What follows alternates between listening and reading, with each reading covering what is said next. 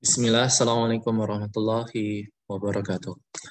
Alhamdulillah, wassalatu ala nabina Muhammadin wa ala alihi wa sahbihi wa man tabi'ahum bi ihsani ila yaumiddin. Alhamdulillah, pada hari ini kita dapat bertemu lagi untuk melanjutkan pembelajaran kita, yaitu pembelajaran masih tentang limbah bahan berbahaya dan beracun atau limbah B3 berdasarkan Peraturan Menteri Lingkungan Hidup dan Kehutanan Republik Indonesia dengan nomor 12 tahun 2020. Sebelum berdoa, kita berdoa kepada Allah sebelum belajar kita berdoa kepada Allah Subhanahu wa taala.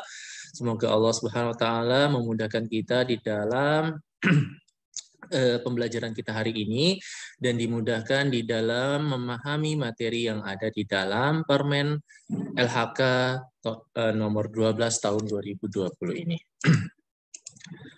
Pada kesempatan ini kita akan melanjutkan lagi pembelajaran kita, yaitu pada cara penyimpanan limbah B3 pada tangki dan atau kontainer.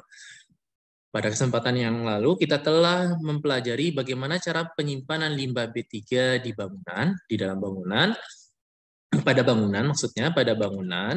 Sekarang kita akan mengkhususkan bagaimana cara penyimpanan limbah B3 pada tangki atau kontainer. Berdasarkan PP nomor 12 tahun 2020, disebutkan bahwa penyimpanan limbah B3 pada tangki dan kontainer, di sini ya, tangki dan kontainer, dilakukan dengan cara, yaitu di sini ada 3. Pertama, dilengkapi dengan peralatan dan sistem yang tidak menimbulkan ceceran pada saat bongkar muat limbah B3. Maksudnya apa di sini? Maksudnya tangki dan kontainer tersebut lengkap dengan penutupnya, sehingga lengkap dengan penutup atau sistem tangki dan kontainer tersebut lengkap, sehingga ketika bongkar muat limbah B3, itu limbah B3-nya tidak berceceran di lingkungan. Yang kedua, mempertimbangkan ruangan di sini ya. Ada mempertimbangkan ruangan untuk pengembangan volume dan pembentukan gas.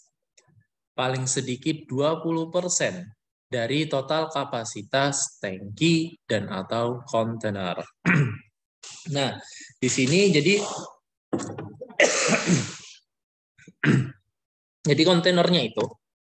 kontainer atau tangkinya itu disisakan 20% atau disebut juga overflow-nya dibuat 20%. Sehingga apa? Sehingga nanti ketika tangkinya itu terbentuk di dalam tangkinya itu kan ada limbah B3 ya. Misalnya ini tangki. Di dalam tangkinya ini ada limbah B3. Maka ketika ada terbentuk gas di dalam tangki ini, maka ada 20% di sini, 20% ruangan yang bisa menampung si gasnya ini. Sehingga tangkinya bisa menampung gas dan tangkinya tidak meledak tadi ya. Dan akhirnya berceceranlah limbah B3 keluar. Itu yang kedua. Yang ketiga, tidak menyisakan ruang kosong dalam kemasan. Tidak menyisakan ruang kosong dalam kemasan untuk limbah B3 yang bereaksi sendiri. Nah, kalau di sini mempertimbangkan ruang kosong untuk pengembangan volume dan pembentukan gas. Kalau di sini yang ketiga itu tidak menyisakan ruang kosong, tapi dikhususkan untuk apa? Untuk limbah B3 yang bereaksi sendiri. Jadi ini 3 cara penyimpanan limbah B3. Selanjutnya kita akan mempelajari bagaimana cara penyimpanan limbah B3 pada silo, pada video berikutnya. Bila ada pertanyaan, silakan tanyakan di komen video bawah ini. Bila ada tutur kata yang salah, saya mohon maaf. Saya tutup. Assalamualaikum warahmatullahi wabarakatuh. Wabarakallahu fikum.